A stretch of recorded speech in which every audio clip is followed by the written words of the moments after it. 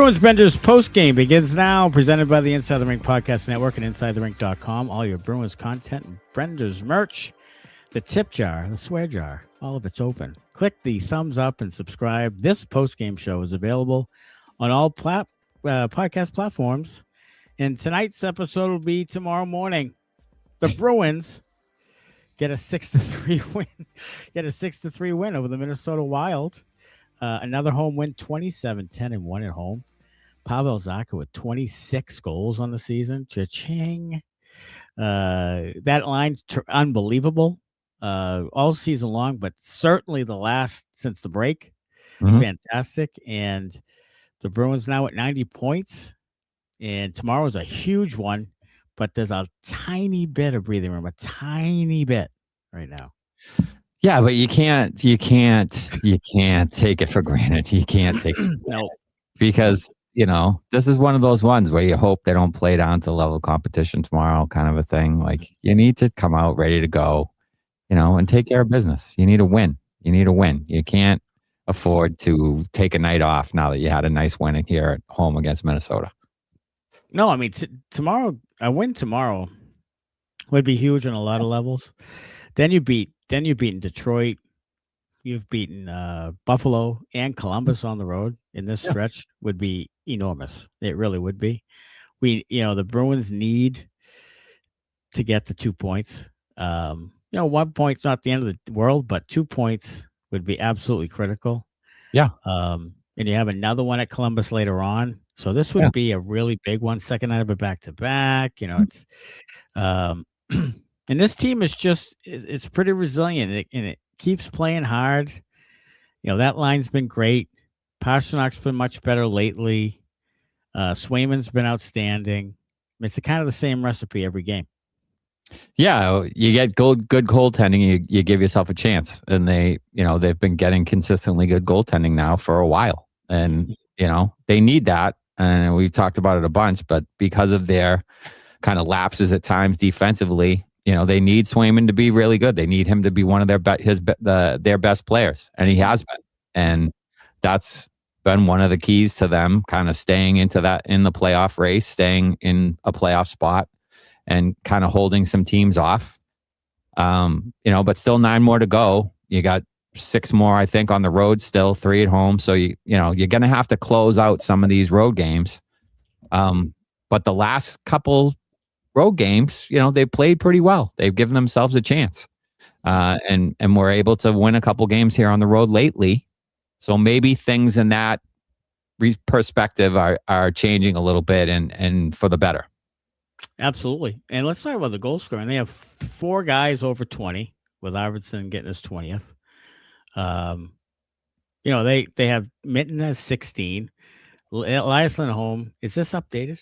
I don't know if this is updated. But yeah, I mean, they have a lot of balanced scoring. A lot of guys who I brought in have produced. I mean, Casey Mittelstadt in that trade, Viktor Arvidsson brought in, Sturm's buddy. He's able to score goals. How about his goal on the one-timer? Like, he just has this 56-degree lob wedge thing that just tremendous puck control from a one-timer that's across the ice. And he's at a tough angle, and he's able to kind of guide it into the net. It was a really, as Frank Cusick would say, goal scorer's goal. It was a pass that was kind of maybe a little bit further back in his skates, but he was still able to get it on net. It's nice to see. Elias Lindholm, by the way, 16 goals. So I don't know. That wasn't updated. Okay. So ESPN sucks. Okay. Yeah. So he has 16. Minton has 16. And what Mittelstadt had? Arvidsson has 21. Zacha has 26. Yeah.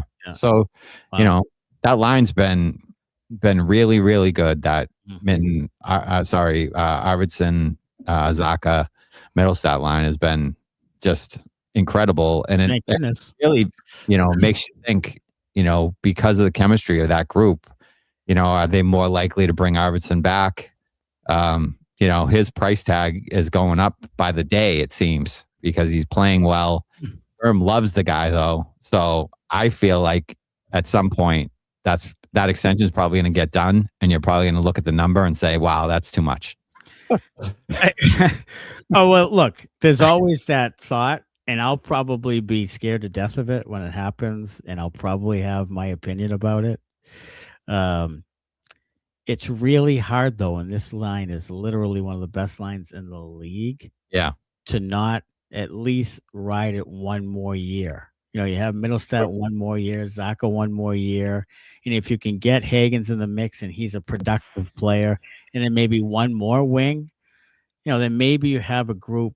I don't know if this is one of those fluky years where everything's going well. They're playing confidently, playing together. I don't know if that changes next year or not. I don't know. It's hard to tell. This is the hardest to me. It's the hardest thing to figure out is when Middlestat was kind of a throw-in a deal. Mm-hmm. He's performing pretty well. Arvidsson was brought in. We thought maybe for a year. And now you kind of almost think you might have to commit to it, although there is some risk to it. So it's really hard to make the decision. It almost looks funny to be like, yeah, let's break up one of the best lines in the league and not re-sign this guy and trade this guy. It seems weird. It does. And conservatively, which is what they usually are, they would probably keep the thing together. They will probably. And it is. It's going to be Sweeney's one of his toughest challenges. Like, do they keep this thing together? And if they do, and it backfires on them, then they're really in trouble. Yes. Because you talk about, maybe you extend Zacha, maybe you extend Arvidsson, Middlestat. If it goes well next year, if for some reason they extend Arvidsson and it goes well with the three of them, they probably are looking to extend Middlestat then. Yes. Yeah. And then if some reason down the road that thing goes a little south and those guys aren't producing at the same rate, then you have all these guys in your second line, your middle six or whatever, that are signed to these big contracts along with Elias Lindholm's contract. So it's really going to be a tough decision for Sweeney to see how he handles all this and whether they can, whether they want to ride this out or whether they want to upgrade or try to upgrade in certain spots. And we've talked about how weak kind of the free agent class is this summer. So, you might be better off with a guy that you like his work ethic, and a guy like Arvidsson who has chemistry with guys you already have. Maybe you stick with him rather than trying to go outside of that and sign a guy in free agency that maybe doesn't fit as well. Right. And earlier in the season, you always thought, well, Arvidsson's here for a year. He's a good veteran. He may score 15 to 20 on a good year. And then you kind of move on from him. And now I've turned a little bit of a corner on him because of what he brings to the table and how well he's played. He is 32 or whatever. He probably has another 3 good years,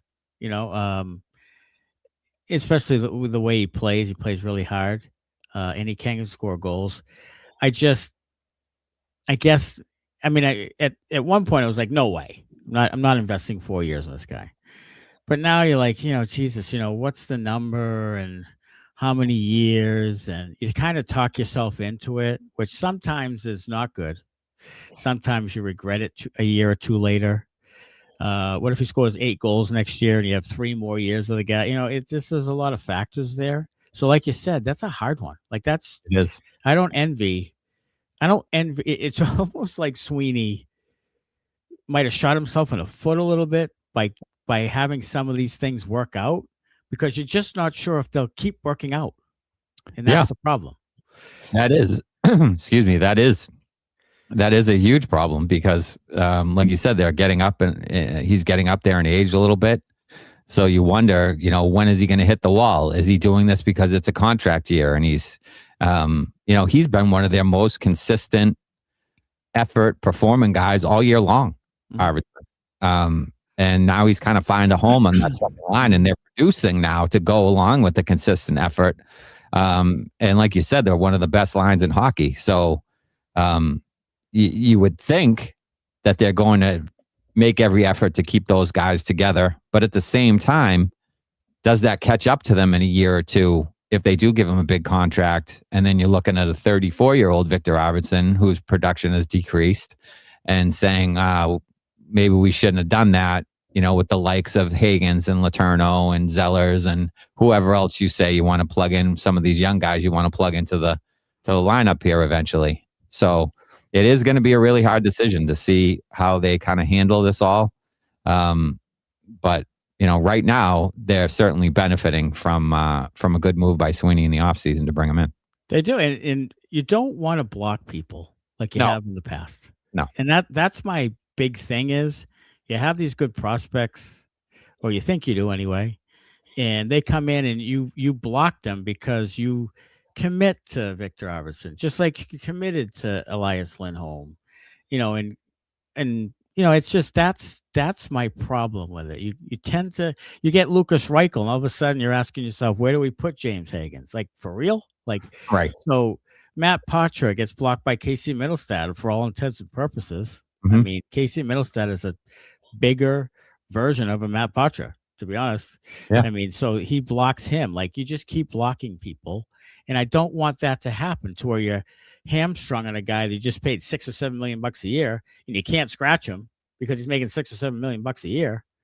So that's my issue with it. Is I just don't want you to block people, and I want you to give the prospects that you so desperately wanted a chance. And sometimes you just don't give them a chance. It's the whole roster. Like, everybody's coming back next year. Yeah. Like, it's in the books. Like, everybody's coming back except for Arvidsson. And you would imagine they sign him. So that's running it back. Yeah, you are essentially running it back. And we've talked about it a bunch. If they do make it into the playoffs and cause a little stir, do a little damage, win a round, then are they falling in love with this current roster? We only need to make a tweak here and there. It's not a major overhaul. We've talked about this part of it too. Is it a minor move here and there now because they think they're closer than they are because, the guys are playing kind of above their heads this season a little bit. We'll see, but that should scare Bruins fans a little bit, I think, because overall still the roster's not particularly talented. Yes, they're having some good years from guys and guys are certainly playing well, but can that continue? I'm not sure. Like it feels like you're not necessarily lucky with the shooting percentage, but you're kind of lucky with the shooting percentage. Like the goals scored above expected is like off the charts high right now for this team, and they're shooting at an unbelievable rate. And they shouldn't be scoring all the goals that they're scoring. They just shouldn't be, based off of the goals saved above expected. Yeah. We'll see how that all kind of plays out in years going forward. But you worry about them falling in love with this team and then not really doing anything to significantly upgrade it going into next season. Right. And maybe they're forecasting that they just can't. Like, maybe they're forecasting that the free agent group isn't great. The trade thing really set them back. They were, the trade deadline was really hard to get a deal done. And maybe they're thinking, you know what? I don't think we can get a deal done of any significance. And I don't think we can sign a free agent of any significance. So maybe Hagens comes in and that's kind of it. Like that, or in a defenseman, and that's kind of it. And you just try to hope and pray that guys still produce next year. And then you worry about Zacha July 1st. I don't know what's happening there. How long you go with Arvidsson? Do you re-sign Middlestat, who's up after next year? Mm-hmm. So it might be that they've kind of seen the market and we're like, you know what? As much as we want to, I just don't think we can do anything. Yeah, that might be the case. That might be the case because the high end free agents are going to go to teams that you would think have the ability to win or are in a position to win. There's kind of an arms race in the top of the Western Conference there with Dallas and Colorado and Minnesota and Edmonton certainly is in the mix there. So those guys are going to be throwing a lot of money around at the top end free agents to kind of, strengthen their teams. The East is kind of wide open. You have a feeling that some of those Eastern teams are going to bounce back next year. I don't think you're going to see Florida towards the bottom again. Maybe, but it's unlikely. I mean, they have a lot of guys there that played a lot of hockey, and maybe a full off season for a change will kind of freshen those guys up, and they won't have the same kind of injury problems they've had. It's interesting to see what's going to happen with Toronto. Like, are they going to trade Austin Matthews in the offseason? Like, you would have never thought that it would come to that. But there's a lot of smoke around that thing now. Sure and is. they're talking about Utah and LA, and so there's a lot of smoke there with Matthews, and he could be gone. So maybe Toronto's, not going to be as much of a problem for you. But Montreal's up and coming. Ottawa's a problem. Detroit's better. Buffalo's better. So your division is really, really difficult. And if you kind of go into it with the same cast, I think you're going to be on the outside looking in. You're going to be left the same when everybody else probably is already a little bit better than you, and they're going to be looking to improve. And if you have already everybody signed, then that's, where is your opportunity to improve? It's through trades, and we'll see what happens there. What do you got, Connor? Kind of piggybacking on what you were getting into there. I started to look some things up. If the Bruins were to, and no arguments here, if they just re-sign Zacha, Middlestat, Arvidsson to multi-year deals, their next offseason, Sean Kuraly, Eyssimont, both UFAs, then Huznadinov and Minton, RFAs. You're obviously going to have to sign Fraser Minton. You can make arguments about the other three, including Marat Huznadinov, but the other unspoken thing there is Dean Letourneau, James Higgins, and some of their other high drafted talent that's, being spoken about now. You have to make room for them at some point. So you can't just continually run it back, or all the empty spaces on your roster will continue to be bottom six empty slots. It doesn't match. Yeah. You have to, I'm interested to see how invested they are in Huznadinov, for instance. Sturm loves the guy. Sturm loves him, and talked about it today, I believe. He's fine, but if you get into next year and he's still on the top line, it's not a cup winning. I see it. Riley Nash. What I think is going to happen with Huznadinov is I think they are going to re-sign him as an RFA because he's young and he does all the right things. He plays the right way. He hustles. He's producing a little bit still as a young guy. He has 31 points and over 10 goals. So that's a valuable guy to have on your team. Now, should he be in the first line? No, absolutely not. He should not be on the first line. No. I think he's going to take Sean Kuraly's spot.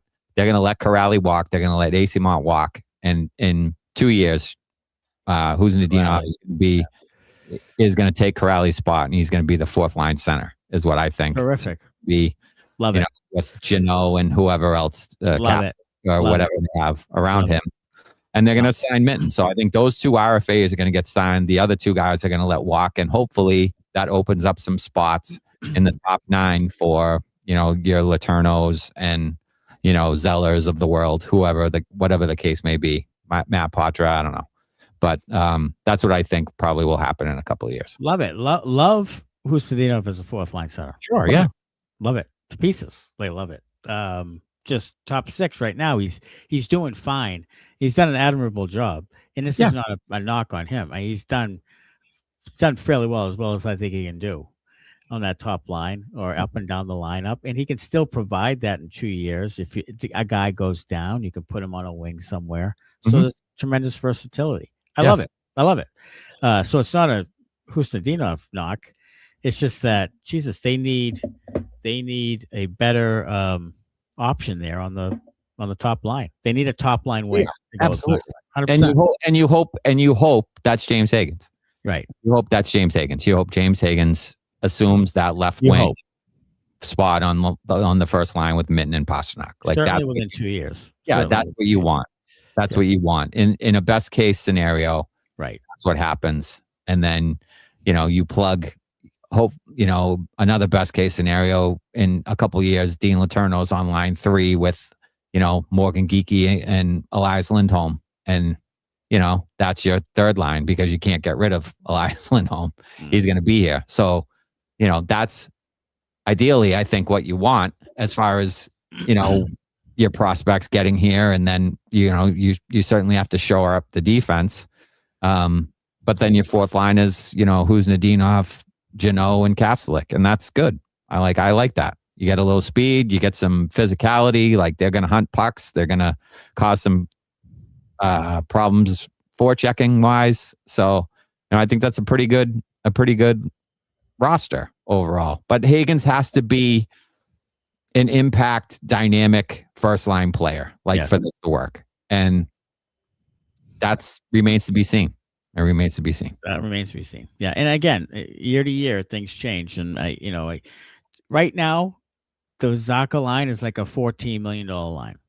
It can't be 21, 22 a year. It's just, because if you re-sign Middlestat, who's already making 5.75, whatever it is, you re-sign Arvidsson for 6 or 7, you re-sign Zacha for 8. It's just, then it just prices itself out, and I don't love it. So, again, I would think Middlestat would be the guy that you would still be okay with kind of throwing out there and dealing. And then you have to figure out something with Poitras. Poitra's just rotting in hell right now and becoming an RFA. And what's happening there? Is he going to do a Johnny Beecher one more year and then we'll get rid of him at the deadline or something? I have no idea. Go ahead, Connor. You guys are big Patriots fans here, so I have a question. From the outsider's perspective, Bill Belichick and the New England Patriots seem to always move on from people at the right times and make some savvy moves. If Bill Belichick were the Boston Bruins GM, which one of those 3 players on that line would he move off the team? Middlestat. Yeah, he would move Middlestat, and he would probably move Arvidsson too. I think he probably would move Arvidsson. He would probably move Arvidsson. Yep. Either that, or you would sign Arvidsson to try to sign Arvidsson to a team-friendly deal, and if he didn't take it, he would move him. Yeah, I agree. I think Arvidsson is definitely someone that, because he's older. He's 32. But Bill Belichick would have already had Matt Poitras playing. Matt Poitras would be playing, and Arvidsson would have been traded at the deadline. Yeah, he would have been, and so would have Peeke. Peeke would have been traded at the deadline too. But that's just the difference. People usually sooner rather than later, probably a year before they should be moved. He moves on from them. He does, and it largely worked a lot. Yeah, it was the right move a lot of the times. Yeah. So I think you could get away with re-signing Arvidsson and Zacha and getting rid of Middlestat and Poitras taking Middlestat's spot, because as you said, Middlestat's basically a bigger version of Poitras. So I think Poitras could give you the same type of playmaking on that line that Middlestat does. Now, maybe not the same puck possession and that kind of thing, but he's kind of a little bit of a different player, a little more slippery. But he still wins battles along the wall. He did that when he was 19. So, I think that would still be a good, and Zacha's defensively responsible. Poitra's gotten a little better at that. Arvidsson certainly is. So, I think he could fit there. But you have to give him a chance. And, as of now, it doesn't look like the Bruins are willing to do that. No, it doesn't. So, they're much more conservative, and they just kind of ride it out until it dies on the vine, and they wait too long a lot. So I feel like this is going to happen again, but we're being positive because the Bruins have 90 points, and they're in a playoff spot. They're in the first wild card. They're doing their thing right now. And Ottawa with the big loss today. A huge loss for Ottawa. That was a huge one. And they lost Thomas Chabot for a while. Yeah. So that's a big loss for them. So some of the things are kind of working in the Bruins' favor. Minnesota comes in here kind of stumbling. 4-4-2 in their last 10. Not playing great hockey.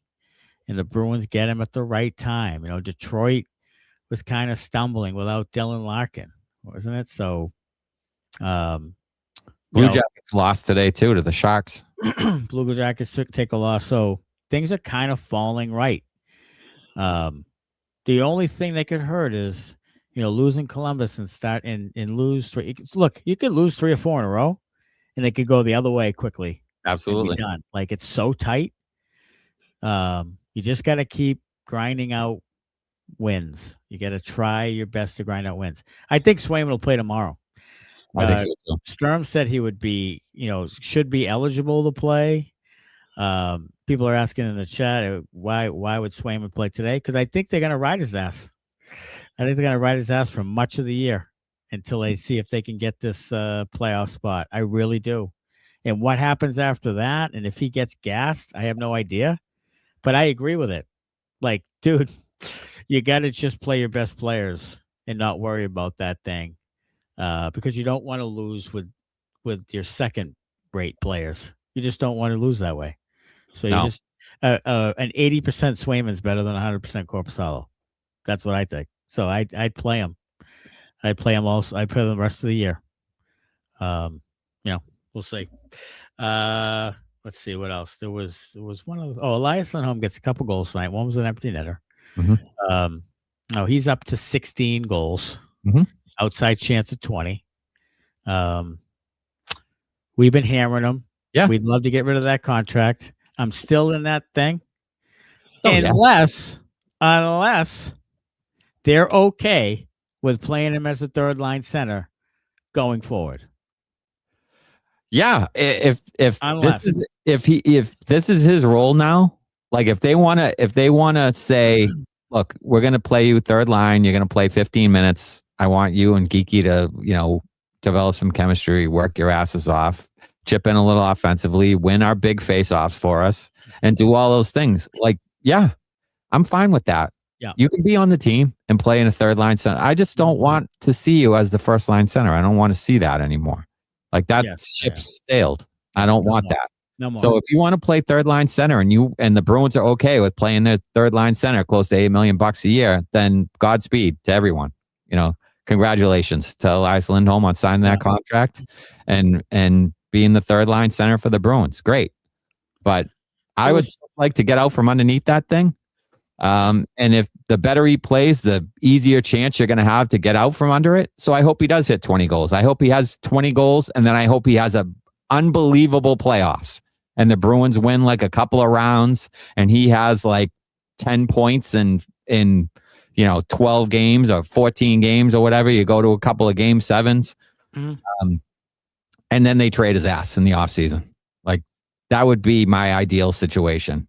Now, of course, that won't happen because if he has a good playoffs and they win a couple of rounds, they're going to say, well, he's too valuable to trade. We got to keep him around for when we, win in the playoffs. Yeah. But that would be my ideal situation is him have a really good end of the regular season here as the third line center and then have a great playoff and then they trade him when his value is as high as it can possibly be. Yes. I think both Lindholms to me are on the table. But if you absolutely have to keep him because nobody wants him and you're going to lose your ass on it, then put him on the third line. Yeah. And as the cap goes up, it becomes less and less of a burden on you. Mm-hmm. And and you got Hagen's Hagen's is a good player at making next to nothing. And, maybe you can get away with it, but that's what I would do. One or the other, but he's not on my top 6 again. Sorry. No. Not happening again.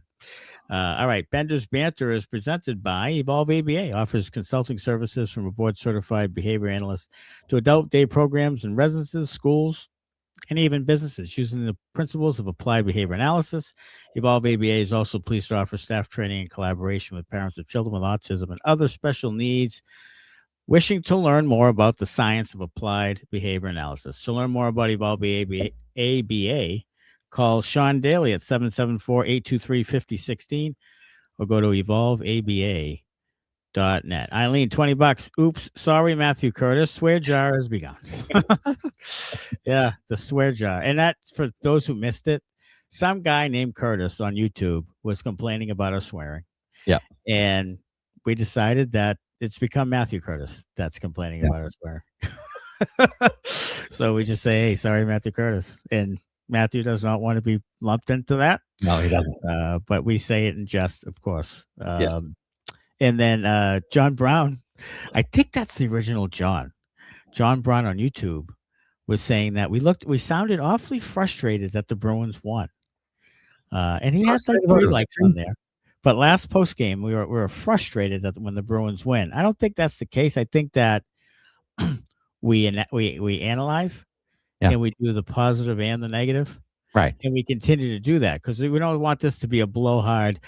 Pastrnak's awesome. You know, we don't want to do that Chris Farley thing. So, you know, we just want to analyze the thing. And sometimes we go down a path that seems negative or critical, but so be it. That's the entertainment piece. I still want them to make the playoffs. I'm all in on them. I want them to make the playoffs too. I do. Look, everybody here wants them to make the playoffs because I want to see playoff hockey. We want them to do well. We want them to win. Ultimately, we want them to win the Stanley Cup. That's the whole reason we're fucking doing this. Sorry, Curtis. Yeah, I mean, I'm 95% want to make it, and 5% I want to be right. But 95%, I mean 95%. 92%. 92%. Yeah. Connor. I hate to ruin this for Smitty, but I actually am one of the people who hopes the Bruins do not make the playoffs, and I have all season, but not for the reasons most people would think. I just want them to go into an actual bit of a retool and have a couple years of no success, so they're made to make some changes. Yeah, I was kind of hoping they'd miss it so that they would be a little more aggressive. I understand where you're coming from with that thing. I do. I understand it 100%. And they probably should do that. My only problem with that is you're basically saying to David Pastrnak and Charlie McAvoy, see you later. Like those guys are not on the team.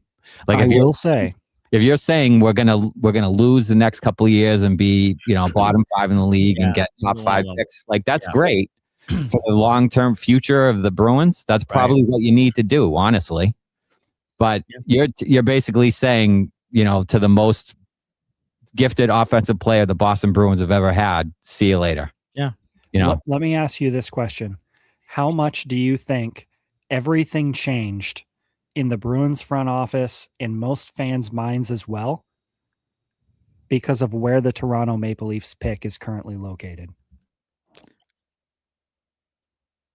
I don't know if I 100% understand what you're asking. Well, he's saying they're not going to get a higher pick, so they already have a higher pick. Yeah, so like it wasn't as aggressive for them to miss the playoffs, and they could go with pursuing it because of the Maple Leafs basically gifted them. That's a sure point.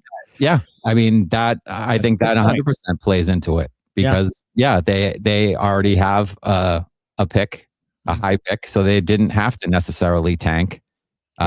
You know, as this season went along, I think that was more and more apparent that the Maple Leafs were going to kind of fall out of it.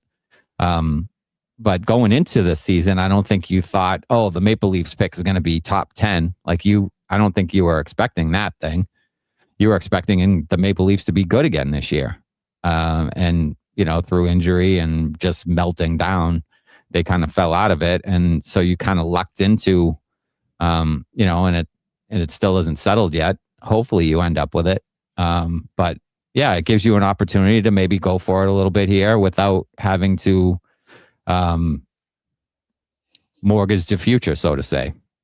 Yeah. You know, because you might end up with a top 10 pick. Yeah, I think that's a valid point, and I wish someone would ask him, you know, that, hey, because you thought you might have a higher pick and an extra pick, you know, that create a little bit less urgency or a little bit, less urgency to go ahead and maybe sell off some pieces and get into a position where you could get one again. It's a good point.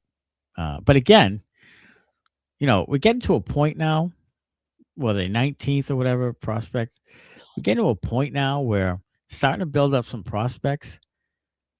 How many do you need? Do you know what I mean? When they don't really, not a lot of them pan out. They don't really seem to kind of trust them in that thing. And you're signing guys and you're re-signing guys, and there's not a lot of spots. How many do you really need? I would say to that is the same as anything. Like if you have a good farm system, you can use some of those guys maybe as trade chips so that you can bring in, you know, the better, right? Yeah, a better, you know, offensive talent for the, you know, top 6, top 9, whatever. True. Yeah, true. Yeah, I mean that makes a lot of sense. I think Joker and Hampus need to go before Lohrei. I currently am not enjoying Mason, but Joker is an absolute zero. Lohrei, at least we've seen flashes. Joker's contract is so bad, says Pejman. There's another guy. 2 more years with Joker, $3 million a year. Is it terrible with the cap going up? Again, another guy who, if he's an extra defenseman, I'm fine. But if he's playing any type of 18, 20 minutes, my problem with his signing and Andrew Peeke signing is right now those guys are alternating, 7, 6, 7 defensemen. So those guys are in and out of the lineup. You're paying both those guys, right around $3 million. I mean, Peake's a little under that. Yeah. But one of those guys, like, you're paying him too much to sit, essentially. Like, those guys shouldn't be watching games if you're paying them, $3 million a night, a year. Sorry. Right. That should be reserved for the Jordan Harrises and the Michael Callaghan's of the world. Like, those should be your depth guys. It shouldn't be a guy that you're paying $3 million to, because that $3 million should be going to some other spot on the roster where you could maybe upgrade a little bit. Same with Steve. Like, again, not to hit on Alex Steves, but why are we paying $1.7 million for a guy who's watching games? It just doesn't make sense. Like, that's a lot of money in the press box. That's, almost, $4.5-5 million in the press box. The press box. Every night. That's a waste. Would you rather have, that $5 million go to a right D, a number 2 pair right D? Sure. If you add that together, and then, you talk about Andrew Peeke too, maybe you can afford to pay that second pair right D like $7 million if those guys aren't, part of the equation.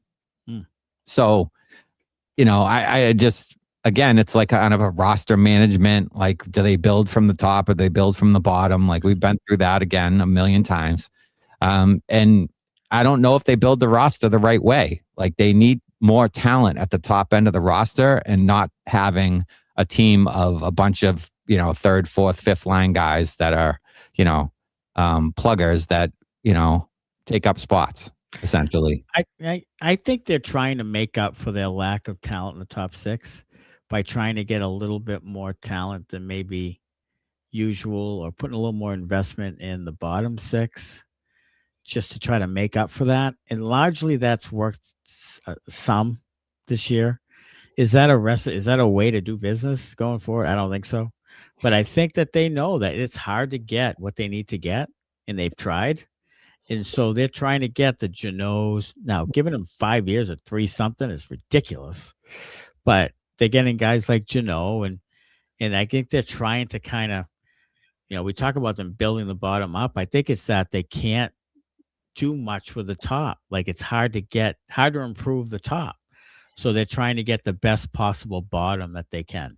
I think maybe I'm giving them too much credit, which I don't do often, but maybe I am. I mean, but maybe that's the thought process. Go ahead, Connor. Getting the best bottom that you can is some sound dating advice. But for how that. much money you have sitting in the press box, Smitty, with today's scratches, it was just over $6.1 million. Terrific. Yeah. I mean, like, Terrific. That's awesome. I understand that you're trying to fill out the best roster you possibly can, but to me, that's probably some money that should be reallocated to other places so that you can have a little bit better top end rather than a bunch of guys that can't even skate with the normal group. You only have 2 forwards who make more than that. You only have 2 forwards that make more than $6.1 million. Lindholm and Pastrnak. That's it. Zacha doesn't even make that. Middlestat doesn't make that. Arvidsson doesn't make that. You have 6.1. You have 2 forwards that make more than that. The Alex Steves thing, we made fun of, laughed at, shouted at, swore at in the beginning. Somehow we're the assholes. But here we are. Like, what in God's name was the thought process in that? Yeah, I mean, I would like to see those 8 guys in a room talking about that thing instead of the Reichel trade. trade. See that on Behind the B? Yeah. Why don't we see that on Behind the B? I wonder why. Because it didn't turn out in their favor. Fucking worse. So yeah, it's just, I mean, we'll see how they handle these things. But, to me, it comes down to, the general manager and how he wants to put the team together, and can they kind of build it the right way. I don't think they can, but we'll see. What do you got, Connor? The Boston Bruins have 5 players under contract that make more than $6 million annually. What does that tell you about their roster? Yeah, it tells me it's a bottom end roster. It tells me they don't have a lot of elite talent, because if they had elite talent, those guys would get paid. Yes. They'd be paying it. So yeah, they build the thing the wrong way. I've said that for a long time. I think they build from the 4th line up instead of the top line down. And like Matt said, yeah, it's hard to acquire top line talent. But that's what they need to do. And instead of going out and signing, 5 guys to take 3 spots on the 4th line, maybe they should sign, 2 guys to take spots on the 2nd line. Spend that money, on one 30 goal scorer or 20 goal scorer than 5, 6 goal scorers. It just, to me, if you're gonna take a couple shots, take a couple of higher end shots. Like, don't play at the fucking $5 table. Play at the fucking $50 table and take a couple swings there instead. And if you hit one, then you're much better off. Take you hit at the $5 table, then you got $10. Great. But if you hit at the $50 table, you have $100. Yeah. Now you're talking. Mm-hmm. So yeah, I would rather see them do that if they're going to take, a bunch of swings on guys who are, reclamation projects or, guys that they think are undervalued in other places and, with more utilization or more opportunity could be better players. Like, do that thing. Give me more Morgan Geekie type things and less, the Tanner Jeannots and the, Cole Koepkes of the world. Cole Koepke. Remember the 7 minutes fame he had last year? Yeah. They didn't sign him, though. They didn't re-sign him like Alex Steves. They had the same fucking 2-week window. Right. And then, Koepke came down to earth, and Steves was coming down to earth, and they signed him while he's coming down to earth. I can't keep talking about it because it's like the definition of insanity.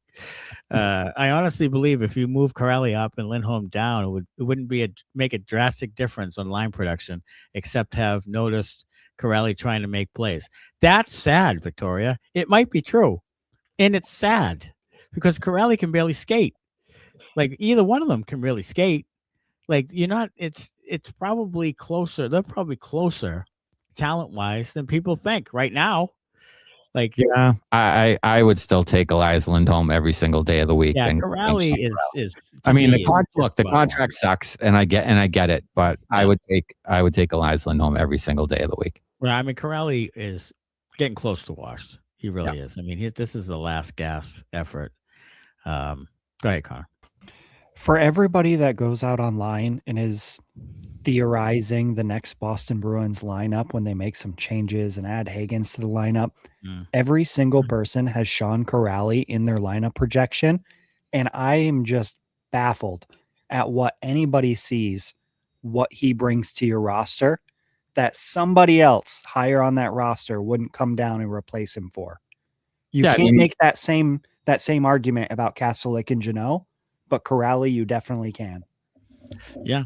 Kuraly is under contract. I think that's why he's probably on everybody's line projections, and they're not going to get rid of him because he's under contract. And everybody loves him. And he kills penalties and, curls and blah, blah, blah. Like, fine. But when his contract... Sean Kuraly makes fucking 6 nickels more than Alex Steves is about to make. I know. Hey, I mean... Scratch him too. Yeah. You don't have to fucking tell me. I would rather not have him on the team. Yeah, I would Chris Wagner and bury his ass. Yeah. So look, but when his contract is up after next year, like, they should move on, and it should be who's Nadinov's job on that. Like, sign his RFA tender or whatever, and send him down there. And like you said, if he gets hurt, if people get hurt, they can move him up and down the lineup.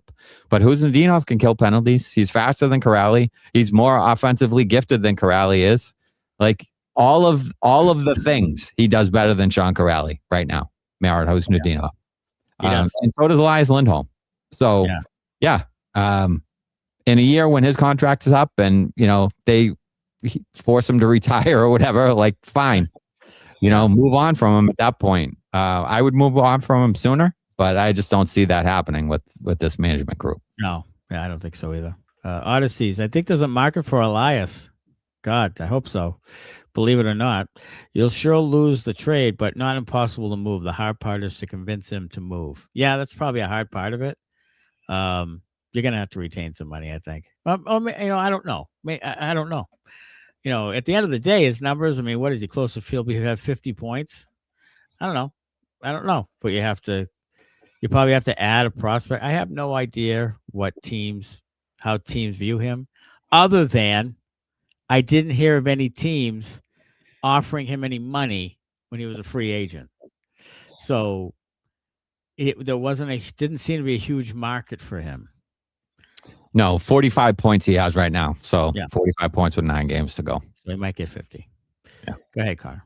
There was one other team involved with the Elias Lindholm market. It was Vancouver.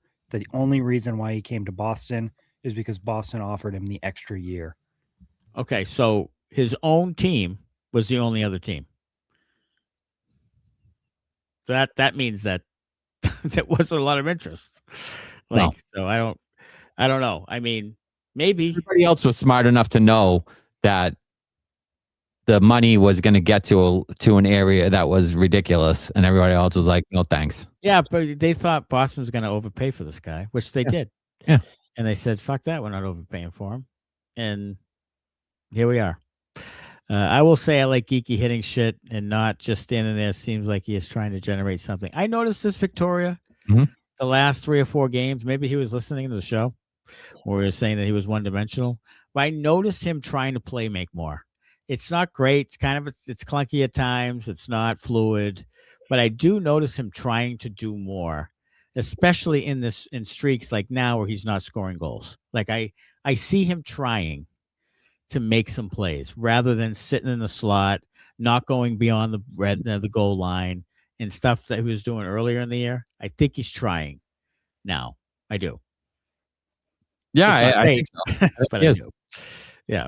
Look, he is. I think he's trying to find ways to help the team, because he's not scoring goals. So I think, he's trying to do some other things. What do you got? And it's probably something they're working on with him. Yeah. I couldn't watch the game, but I was listening to the radio broadcast, and one of the things that they had pointed out a couple of times is Geekie's frustration. I don't know if they showed it on the broadcast, but he broke his stick apparently and slammed it against the boards and had a whole hell of a hissy fit coming off the ice in the middle of the third period. So I think that's interesting to see as well. They noted it's been 10 or 11 games without a goal for him. So rough stretch. Yeah, I mean, he's certainly 12 game earlier. Yeah, he's certainly frustrated, and look, he's not playing with the David Pastrnak anymore. So that's the other thing. He's going to have to figure it out with Elias Lindholm. Those guys are going to have to generate a little bit more, or he's going to have to start scoring on the power play and stop passing the puck to the other fucking team on the power play. Yes. Yeah, and the other thing is with Geekie, like Pastrnak accounted for 75% of his goals. Yeah, some ridiculous amount. Some ridiculous number. So he comes off that line. Elias Lindholm's not accounting for anything. No. So and Lucas Reichel is Lucas Reichel. You know what I mean? So I don't know. It's a tough one, and he's trying to make it work. And God bless him for it. But this is another long streak, goalless streak. He's a streaky goal scorer, and that's kind of it. Like he's a streaky goal scorer. So you're gonna have to take the good and take the bad and all that stuff. What may you have? The facts of life, baby. I think if it's less than 40 shots on goal, you play Sway tomorrow, says Victoria. Bingo. Let's play him. I think he plays tomorrow. I don't think there's any question about it. Yeah. You're not putting Korpisalo in Columbus in a game you really have to have, or at least try like hell to get at least a point. Like you can't waver right now. I think Sway gets the net the next two. I think he plays Dallas is Tuesday, right? And then he plays Dallas Tuesday, and then they get Florida on Thursday, and I think Korpisalo is in for that one. Okay. The one that we're doing the play-by-play. We're doing the full game. Yeah, we're gonna get Korpi for that one. Save Korpisalo. Yeah. Yeah. I think Boston kind of played it well with playing Swayman today, personally. With the way it kind of unfolded with Columbus losing, thankfully. Yeah. You've got a 3-point lead on them. If they won and it was still tight, you could have played Swayman back-to-back. Yeah. But now I think you have a little bit of air with how Korpisalo played his last game that you could play him tomorrow. And if something does go south and you lose, you still have a point in between you.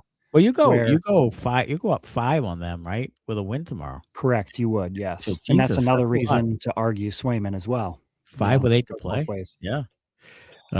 So you listened on the radio. You didn't hear Judd Surratt talk about Zadorov and Kaprizov being great video gamers together. You didn't hear that? Fucking I did not hear any of that. Oh, Nope. Jesus, that's too Thankfully, bad. I was spared. Jesus, he exhausts the media sheet.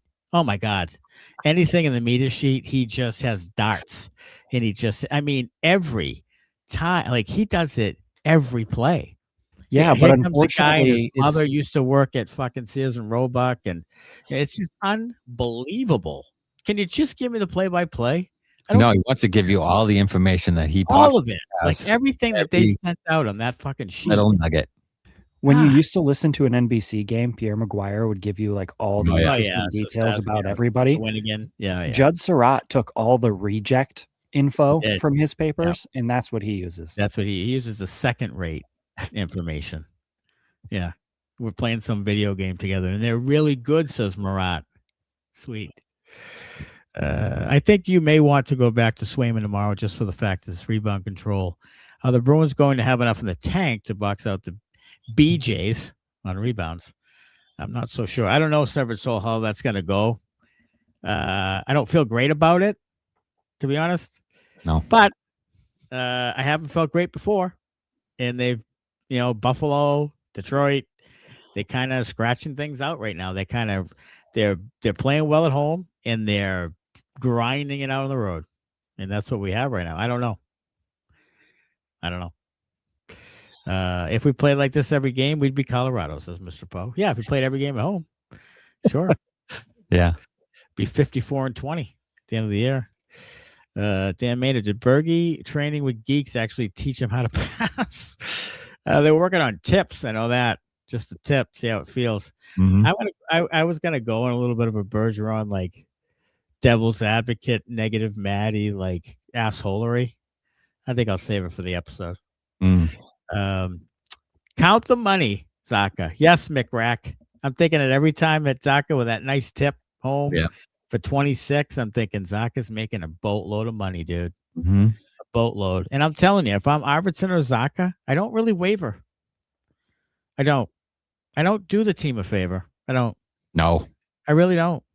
I mean, if I'm Arvidsson, I'm looking for 4 times 6 at the least. Oh, yeah, absolutely. Because I'm 32, and this gets me to 36. Like, that's the one. Like, this is the last chance for you to really get committed. Because if you sign a 1-year deal and score 9 goals next year, you really screw yourself. Yeah. So this is the one for him. 4 times something. Yeah, this is his last big kick at the can. He needs to cash in. So he should 100% look for as much money as he can possibly get.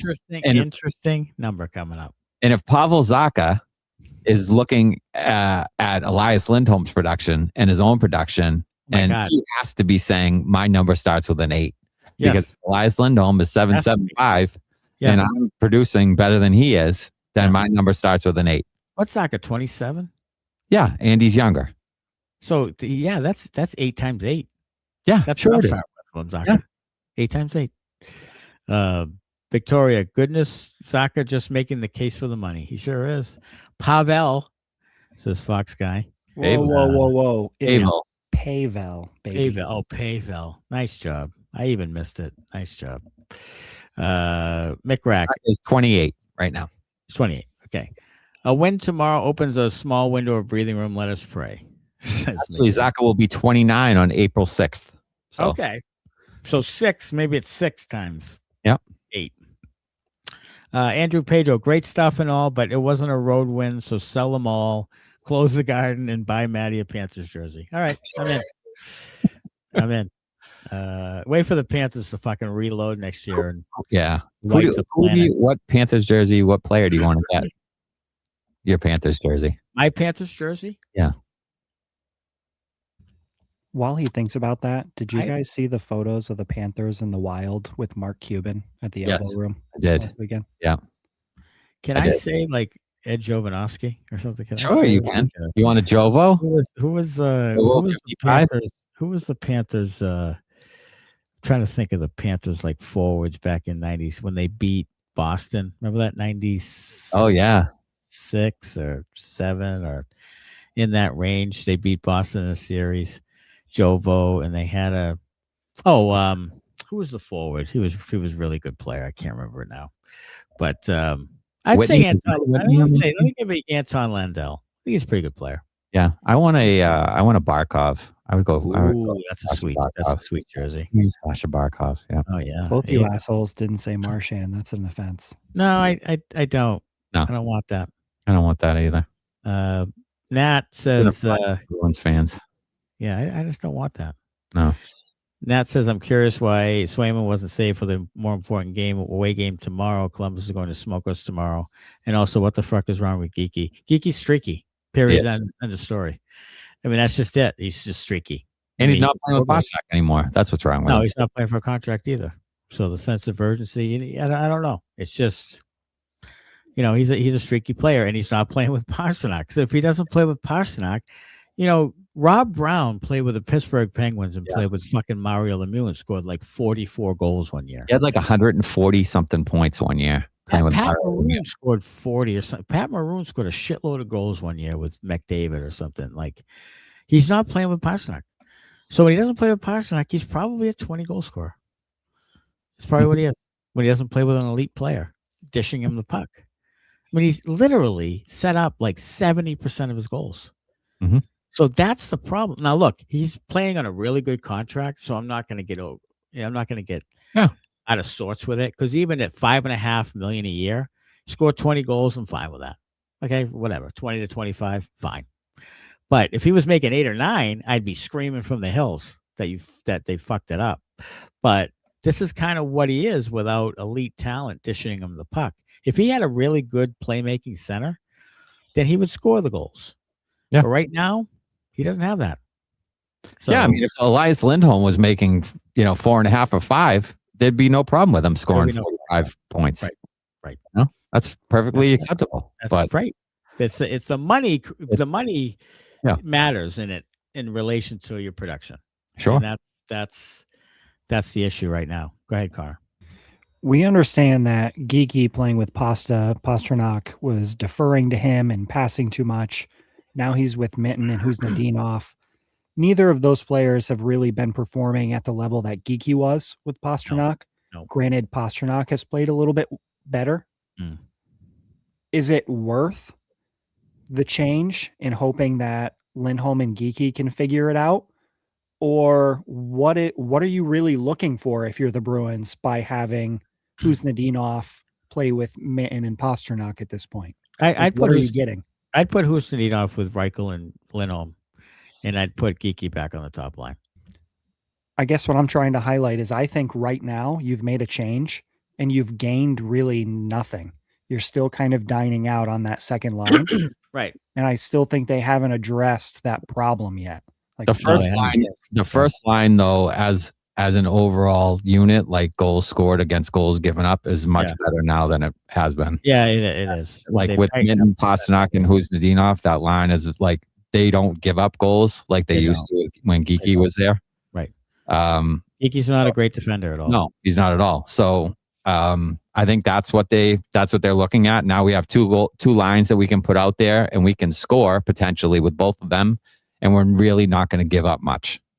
So I think they feel good about that, like offensively and defensively with both those lines. And then the third line's going to have to fucking figure it out. And then the fourth line's going to have to get back to, pounding people come the playoffs. Mm-hmm.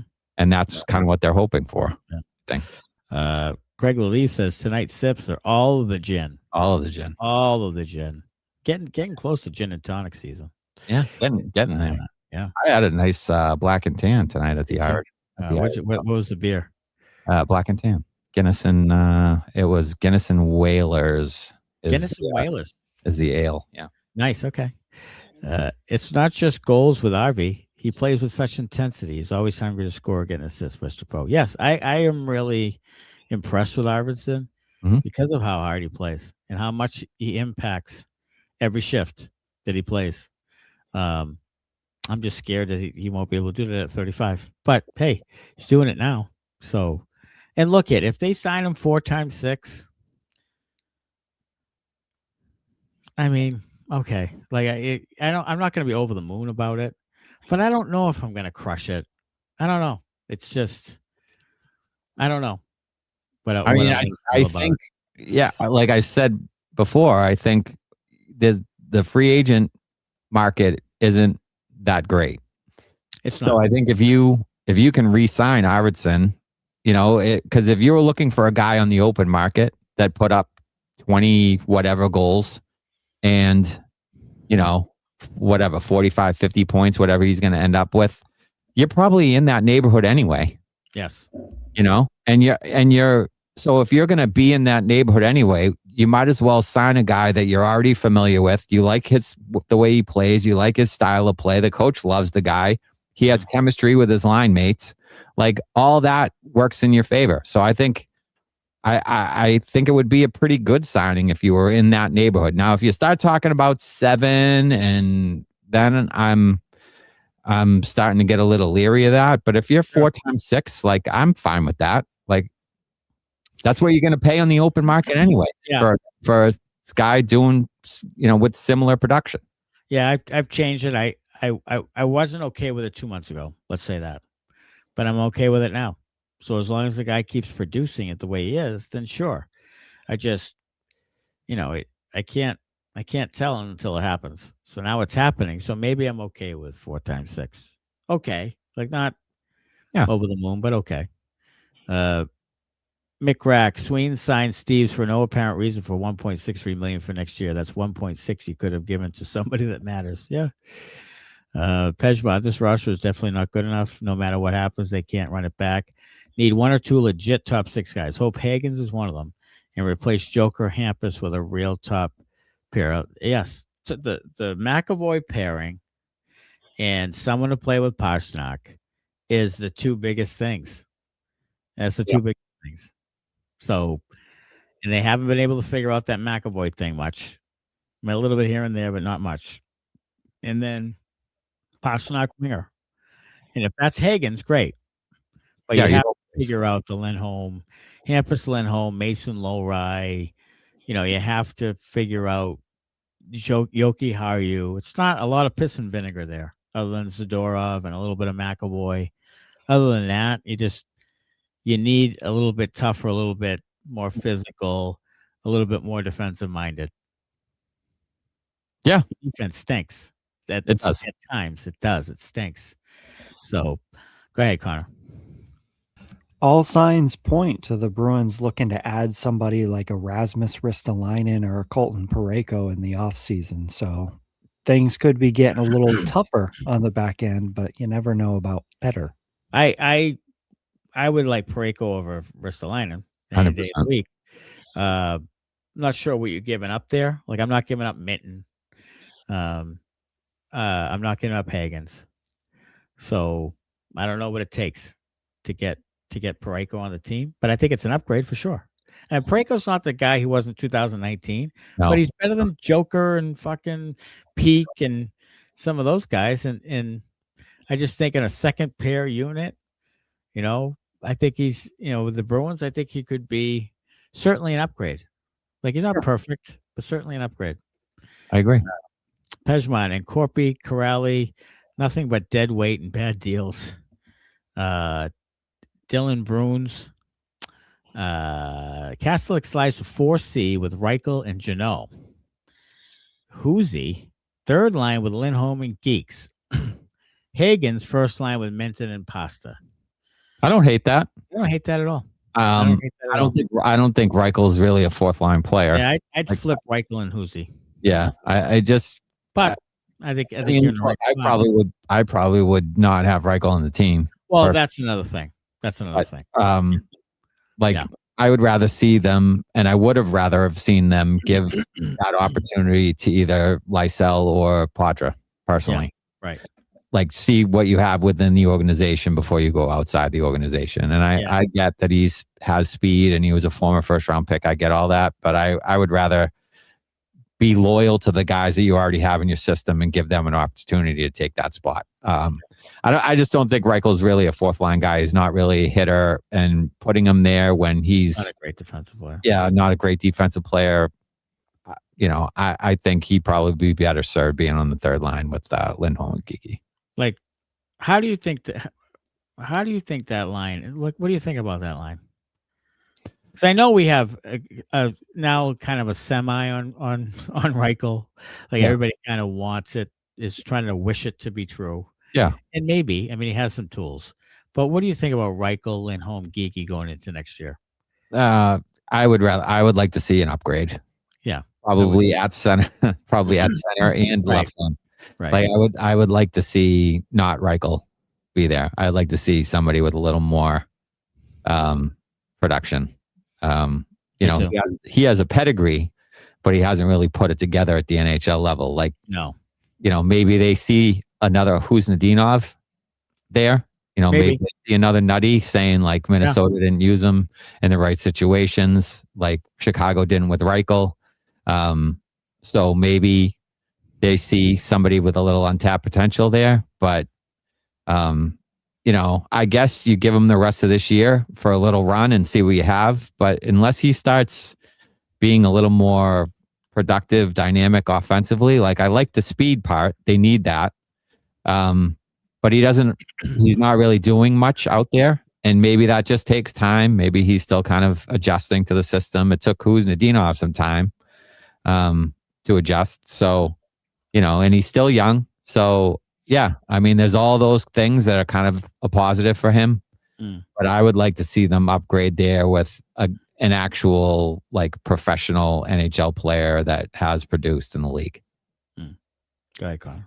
If Lucas Reichel compares to work out like Kuznetsov and blossom into a player that's used in the right situations, that is a direct shot at the Boston Bruins amateur scouting, because they have completely failed in all aspects, while the pro scouting is absolutely dog walking them and identifying all the right players for this team to bring in. And that will be something that as an organization, you shouldn't be able to look past. Excellent point. 100% true.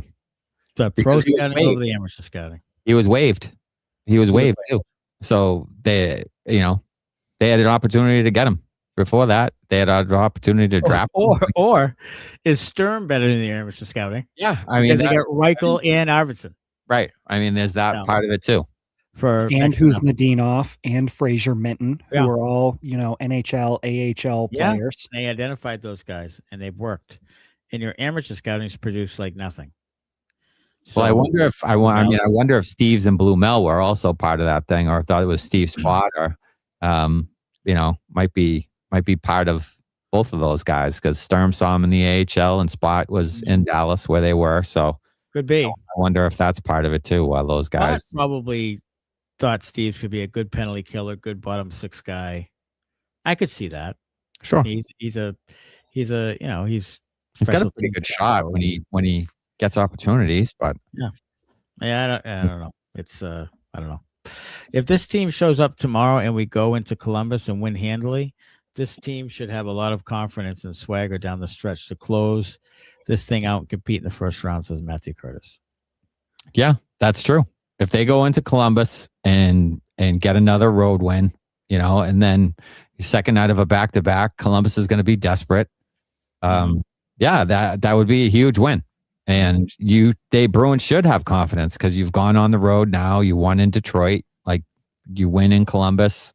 They've had some nice road wins here in the last week or so. So, and then they still playing pretty well at home. So, yeah, they should feel good about themselves and where their game is. I'd still like them to tighten up defensively. I think that's still an issue. But Swayman's been really, really good. There was that one stretch in the I don't know if it was the first or the middle of the second, early in the second, where he was like on his head, on his ass, like flopping. Right. Still somehow kept it out. Yeah. Like shades of Tim Thomas there, but he's really playing well, locked in right now. Sure. Sebastian with a great stat. Have to update the Jeannot stat line. For the month of March, 0 goals, 0 assists, 10 total shots, 4 penalty minutes, and -9. Yeah, not exactly what you're looking for piss and vinegar. Not for 5 years at 3.85, whatever the hell he's making. Yeah. No. Not exactly piss and vinegar right there, is it? My God. Like if you're gonna do that thing, like if you're gonna go 0-0-0 across the board, you got to have more than 4 penalty minutes. You got to be fighting some guys, right? You got to be doing you can't get scored on. Like that's the thing. Like you can't get scored on. If you're gonna be out there and not do anything offensively, you can't get scored on. And they're getting scored on. They are. -9 for the fourth line is a lot. Like in March, it's a lot. Yeah, because you don't they don't play a ton of minutes every night. So you can't get scored on. Like that has to be your number one role. Like don't get scored on, and then it's beat the fuck out of the other team, whether it's through hitting or fighting. Like that should be 1 and 1A. Don't get scored on, beat the shit out of them. Like that's what it should be. What do you got, Connor? Tanner Jeannot has 7 fights so far this season. Is that too much? Too little? No, that's enough. No, that's good. But he should be. Yeah, I mean But like, if they're flat in a game, like he should be like in the Toronto game. Did he fight in the Toronto game? I don't know if he did. But a game like that where they come out like ass and they turn it over 28 times and they're nowhere to be found. Like he should fight in that game. That's a fight. Like it shouldn't always be Kastelic. Like Kastelic fights, Zadorov fights from time to time. Like it shouldn't always have to be those guys. Like Jeannot needs to chip in with that shit too, especially if he's 0-0-0 in March with 4 penalty minutes. Like punch someone in the fucking face, dude. Like that's what you brought here. When Sweeney talked about it, he's like, when Hagens gets to the Bruins, like he's gonna be protection essentially. He's fucking James Hagens is Marty McSorley. Like that's what he's here for. So maybe he's waiting until Hagen shows up to do that, I guess. But if he's going to have a rough month, you can't get scored on and you should be beating the shit out of people. I'll stand by that. Yeah, he has 1 assist February and March combined. That's it. Great. Yeah, he's -7 since February 1st. And for those in the comments, the Lohrei fight was in February. Yeah. We killed the contract to start. Yeah. And then he had a decent start to the year. He scored a couple of goals and he was fighting. He was adding that thing. So we kind of let it go and kind of filed it. But Jesus, that thing, if we rip on Steve's, that Jeannot thing with 4 more years is like, this is why you don't give multi-year contracts to fourth liners. That's where you turn your fucking lineup over every year. Like that's a couple of years max, and then you turn a guy over. Like you turn it over. They had you mentioned the Riley Nashes and the Tim Schallers and those guys, the Chris Wagner, the guys that just you turn over. Chris Wagner. You go on down.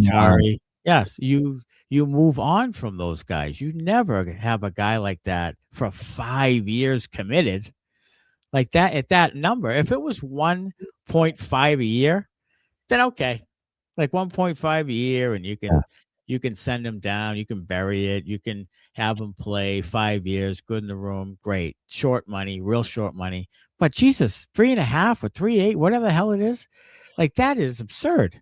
Yeah, it's absurd. Like, why do you think Ryan Reeves is bounced around from team to team? Yeah. Like, that's why. It's because, you don't give 5-year contracts out to guys like that. You just don't. You can find a guy who fights. You have Kastelic, he fights. Like, Zadorov fights. Like, you can find guys to fight.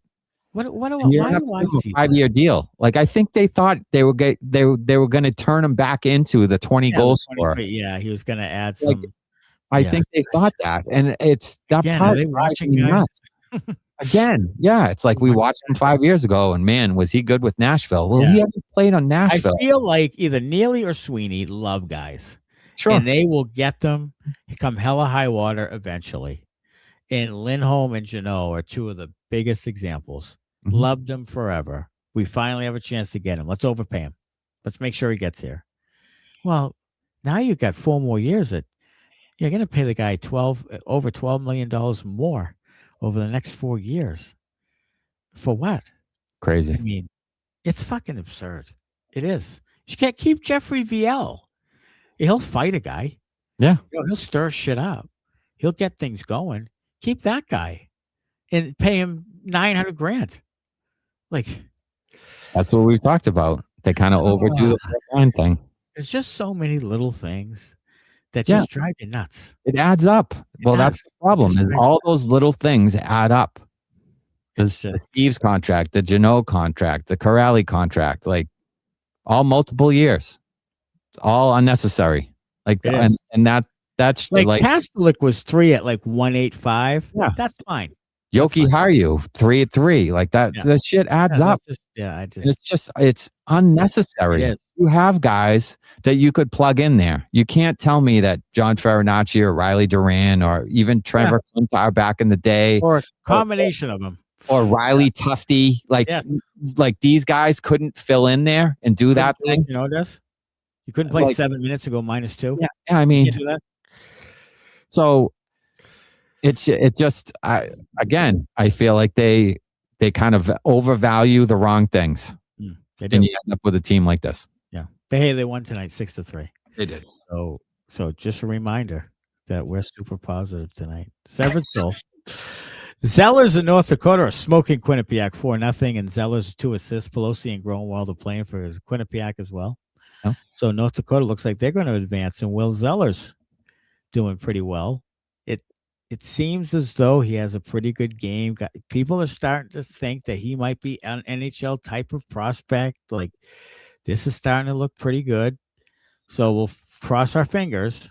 He's always had a shot, and now he's starting to round out his game. So he's got to round out the game. If he people does, in North Dakota are doing a good job with the development. He's passing the puck a little more, starting to pick up some assists. I just hope that Lucas Reichel's 4-year deal coming up isn't going to block him from the team. Connor, go ahead. Do you know what his biggest asset is? He wasn't drafted by Don Sweeney. Yeah, that's a big asset. That's another one. It is. That's another one. He likes to give those people more opportunity because he likes to say he won a trade rather than drafted a guy and developed him and brought him up. You look at that. You look I traded for this guy. We what'd you say? You look at those drafts that the Bruins have had. Oh my God. Mason Lohrei is like the only thing worth a damn until Higgins becomes something. That's it. It's unbelievable. Mick Rack, we beat Columbus tomorrow. That's a 5-point lead on Columbus for the A spot. Yes. Must win. We all want the playoffs. We do. Mick, we do. Yes. Sebastian, would you give Alex Tech $10 million for 7 years? Absolutely not. That would get him, and I wouldn't either, Sebastian. I would stay far away from Alex Tech. I would. I just think it's too much money in term for Alex Tech. Nice player. Good player. I like the player a lot, but no, that's a contract you're going to hate in like 3 years. I just don't. And I know I'm being nitpicky about it. And you're like, well, who are you going to get? Right now, maybe nobody. It's hard. It's hard. But I'm also not going to overspend and overterm a guy because I can't really get done what I need to get done. I'm just gonna hope that Higgins is pretty good. Hope that Letourneau's pretty good. Try to give him a window to play. That's why I don't get the Poitras thing. Lysell, I get. If you hate him, fine. But the Poitras thing, I don't get because you really needed that guy to be pretty good, or at least give him a chance to be, and that would really save you some headaches if the guy turned into a pretty good player. And you really allow it to happen. He did some things as a 19-year-old that showed he can play in the league, I think. Yes. So I don't know why he hasn't really gotten another opportunity after that. And Mujanel's talked about him rounding out his game. Like everybody has to round out their fucking game and their off-puck details and all that. But he was speaking glowingly about him. Yeah, supposedly it's improved. Yeah. So why doesn't he get an opportunity? So why didn't he get it over Lucas Reichel? Yeah, to prove the same things that he proved as a 19-year-old when he made the team out of junior hockey. Yeah. He would feel much better about Poitras on Lindholm and Geekie's line. Yes. Me too. And I'm sorry, Reichel fans. But again, it's not a I don't mind. A shot at Reichel. It was a good move to bring him in. It's a good move to bring in Reichel. Absolutely, it's a no-brainer. Doesn't need 7 guys at the conference table. No. It was a no-brainer. I love it. Yeah, but Poitras, I don't get why Poitras is not on that line with those two. I don't, because Poitras would set up Geekie. Exactly. So I don't get it. If Mujanel's telling the truth and saying he's been outstanding and he's really rounded out his game and he's going to be a good NHL player, he said these words. Then why isn't he on your fucking hockey team? Yeah, I mean, go ahead. I kind of agree, but I also disagree with the Reichel being a no-brainer. If it is a no-brainer, you're admitting that you have nobody in the prospect farm system that is ready or is capable of playing that. And that's where I think it's not a no-brainer, because you have 3 or 4 people in your system that could have given you what he gives you, including James Higgins being one of those people. Yeah, but I think it's one more person that you brought in that is a former first round talent. Yeah, it's another guy. Yeah. I mean, that's all. And you gave up a 6 for it. So it's a no-brainer to me. You bring in a first round talent for a 6th round pick. That is a no-brainer. I don't care if he works out or doesn't work out or plays in Providence after this. Yeah. So Don Sweeney is sitting on the Tinder of, prospects in the NHL and just swiping right on every single player to see who matches him back, essentially, is what you're saying. Well, I mean, let's put it. Their prospect pool was 30 fucking seconds. 30 seconds was last. Now they're 19th, so there's still room for improvement there. So if they can trade a 6th round for a 1st round, do it every fucking time until somebody says, "Oh well, no." Yeah, keep going. Do it again. You if think you get a 1st for a 5th, do that too. Do you think 1st for a 4th, do that too? Yeah, keep fucking doing it. Do you think that Sturm saw the waiver wire and called Don Sweeney? He was like, "Hey, Reichel, I played with his dad. Great speed, good kid. Maybe see what they want from him." And he called up and they said 6th rounder. Then he ganged up all of his fucking cast of renown, and they sat down at the conference table. Do you think? I think that might have been how it happened. To be honest with you, I mean, it was Sturm. Sturm played with his dad. Like I'm telling you, I think he saw him on the thing and he called Sweeney. I would give credit to Sturm for that thing. I would, just like Arvidsson. Yeah, I mean, I don't know for sure, but I wouldn't doubt it. It would make a whole lot of sense. It would. Go ahead, Connor. I watched an interview recently on the NHL Network with Marco Sturm. I don't know if you guys got to see it or not, but essentially they asked him what his thoughts on youth and young players in the roster were. One of the hosts mentioned that they heard from Nate Thompson about playing young players in situations they're not used to get them a little different feel, etc. And then also playing younger players in the lineup. And he noted, being an AHL coach really helped him understand that, but he also put a big emphasis on his youth development teams that he did in Germany for the national team, and how he's pretty comfortable in getting guys like Reichel, Minton, and Kuznetsov, even he mentioned, in playing them in elevated roles and knowing when and how to put them in the right situations to succeed. So if you're Don Sweeney and Sturm is coming to you and he says, "Hey, this is a young guy that I think I can work with," and he's doing it with the other guys, maybe Sweeney does take a little bit of a back seat and say, "Fuck it, here's your guy." Yeah. We're going to stick you with Nate Lehman, so here's Lucas Reichel. Yeah. Just an update. Philadelphia leads Detroit 1-0 into first. Toronto's losing 2-0 in the third. Montreal up 4-0 on Nashville and a second.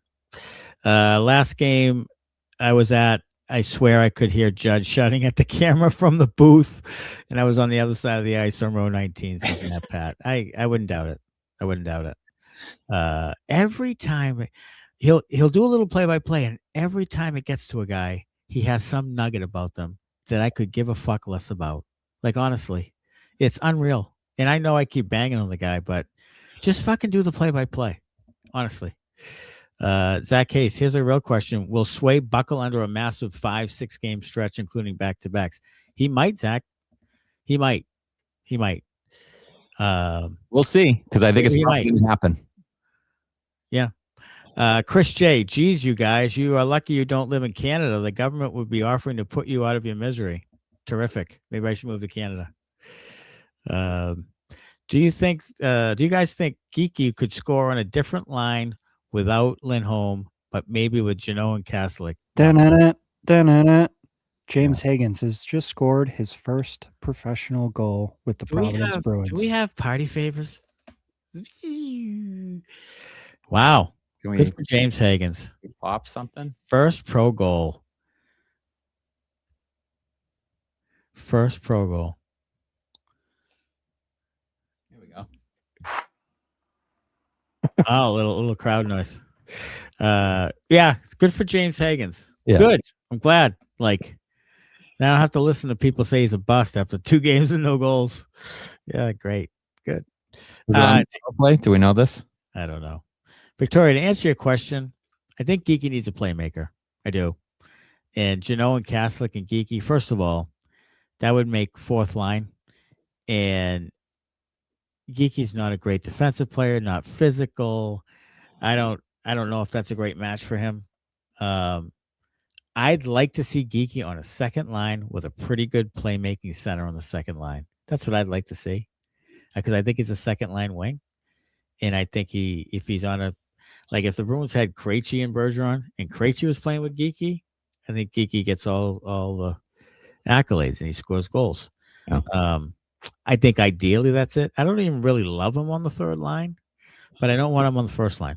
Yeah. So I think that's really what he needs.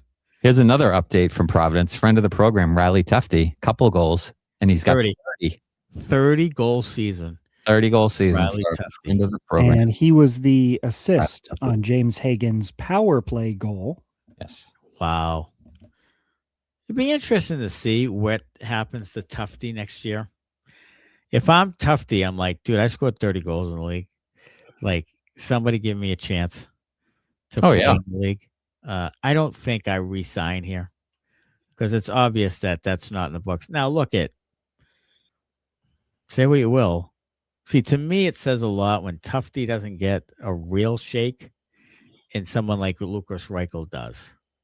Like, I don't get that. I know Reichel's 23 and Tufte's 27 or whatever it is, 26, 27.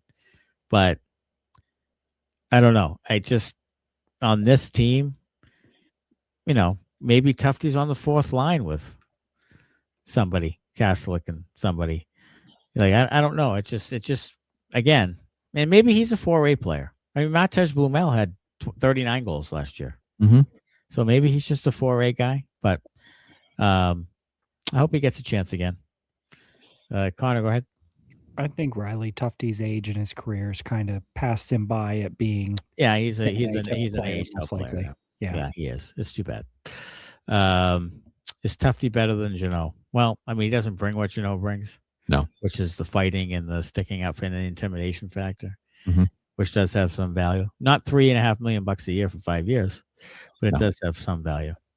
All right, 3 up, 3 down. My 3 up. I have David Pastrnak at 3, pocketed his 105th career multi-assist game to pass Wayne Cashman for 7th place in the Bruins all-time list. 2 is Viktor Arvidsson, his 21st goal all over the ice, and Pavel Zacha with 2 goals, 26 on the year for Pavs. All right, 3 down. Number 3 for your Boston Bruins. We're gonna give it to Nutty, who was a -1 with a couple of giveaways, no points, and took a penalty. Didn't have a great game. And number 2, we'll give it to Brock Faber, and number 1 to Quinn Hughes. And although Hughes had a couple of assists, that first defensive pair for for Minnesota was a combined -5. And they each had a couple of giveaways. Played a lot of minutes, ton of minutes, but you know, they were out there for when the Bruins were scoring goals. So downs for them, but ups for the Bruins. So nice. Yeah. Another quick nugget: Wild are now 21-11-4 on the road, so that's a good road team. Mhm. And a nice win for the Bruins. Looking ahead tomorrow, 5:00 start again, Columbus. What you got? What did I say for the Minnesota game? Do you know? You Did I say say- like 4-2 or 4-1. Did I say- Minnesota. You picked Minnesota. I don't know. Yeah. 4-1. Did I say 4-3 in a shootout? Or did you say 4-3 in a shootout? I'm gonna go Columbus wins 4-3 in a shootout. Okay. I'm gonna go So Bruins get a point. 3-2 Boston in overtime. Who scores it? The goal is scored by Morgan Geekie. Wow, okay. Does he play 3-on-3? I don't think so. He doesn't play 3-on-3. I don't think All so. right, let's give it a Minton. Minton overtime winner 3-2. And the Bruins get 4 points this weekend and take a huge step toward making the playoffs. Yeah. I think Yeah. that would be a And giant. I'll tell you what, if they win tomorrow night, I'm going to claim for all the land that the Bruins are going to make the playoffs. Wow, And I was wrong. you probably just jinxed the hell out of them. Get your green paint ready. Green Yeah. paint. The green paint's coming out tomorrow. If they win, no fucking overtime loss and all that shit. Yeah. If they win the game, then I'm going to say it. All right. Hey, good night tonight. Thanks a lot for joining us. We'll be back at it tomorrow night. 5:00 start. Boston at Columbus. And we'll have the post game right here on YouTube. Thanks a lot, everybody. And as always, go Bruins. Thanks a lot. Bye-bye.